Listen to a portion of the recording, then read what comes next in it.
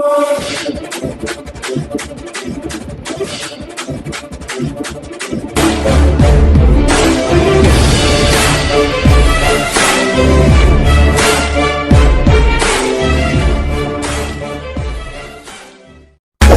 now and press the bell icon. Never miss an update.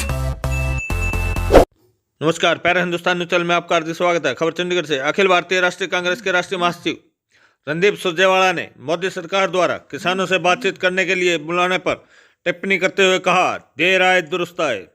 उन्होंने कहा, आखिर अहंकारी मोदी सरकार ने 7 दिन बाद किसानों को बातचीत करने के लिए बुलाया।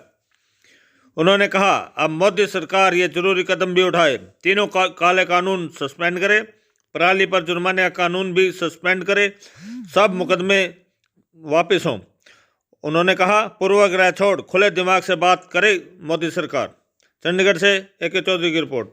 नमस्कार साथियों, देर आए दुरुस्त आए। किसान इस देश का अन्नदाता है, किसान इस देश का पेट पालता है, किसान इस देश को नौजवान सीमा की रक्षा के लिए देता है। पिछले 1 हफ्ते से किसान सड़कों पर पड़ा है, कराह रहा है। दिल्ली के चारों ओर लाखों किसान, मजदूर, माताएं, बहनें, बच्चे बैठे हैं, परंतु अहंकारी मोदी सरकार बात को तैयार नहीं थी। अब कम से कम बातचीत का न्योता तो दिया। मोदी जी, भारतीय जनता पार्टी, हमारा भारतीय राष्ट्रीय कांग्रेस की ओर से अनुरोध है कि किसानों के लिए वार्तालाप के दरवाजे खोले हैं तो मन भी खोलकर बात करिएगा, पूर्वाग्रह से ग्रस्त होकर नहीं।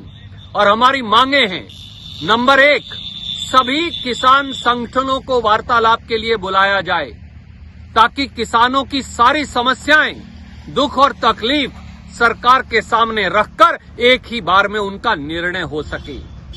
नंबर 2, अगर आप किसानों से बात कर रहे हैं तो तीनों खेती विरोधी काले कानूनों को आज ही प्रधानमंत्री सस्पेंड करने का निर्णय करें और इसकी घोषणा करें।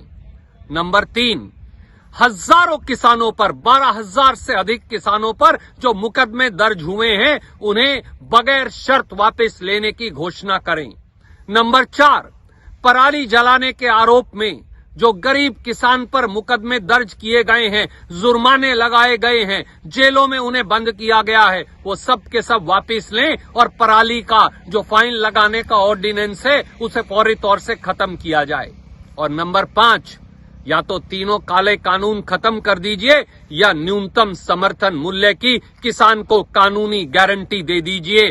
किसान को बहकाइए मत, किसान को बरगलाइए मत, किसान से षड्यंत्र मत करिए, बातचीत का दिखावा मत करिए, सार्थक हल निकालिए, तभी इस पूरे मामले का पटाक्षेप होगा और देश का 62 करोड़ किसान, मजदूर, गरीब, अनुसूचित जाति, पिछड़े वर्गों के लोग, छोटे छोटे दुकानदार, मंडी मजदूर और कर्मचारी, उनका कल्याण हो पाएगा। जागिए, सोचिए, हल निकालिए। जय जवान, जय किसान।